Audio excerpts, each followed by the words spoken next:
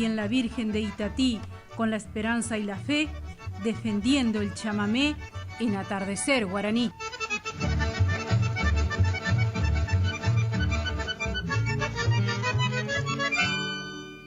Para encontrar la magia que vibra en el chamamé, buscala martes y jueves en la voz de una mujer que enchamiga desde el aire con su encanto y su payé desde hace ya varios años el guaraní atardecer. Voz de nostalgia y terruño que endulza mate y canción.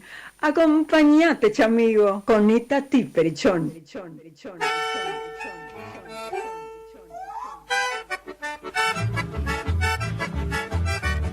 Hola, hola, hola, muy pero muy buenas tardes. Una vez más aquí en este día jueves 21 de noviembre de 2024. Damos la bienvenida a nuestro operador hoy, Marco Favotti. Y como siempre, para hacerte compañía hasta la hora 21, con todo lo mejor de nuestro chamamé, nuestras historias chamameceras Itatí Perichón en nuestro atardecer guaraní. Gracias a todos ustedes por estar allí. Les contamos nuestras líneas de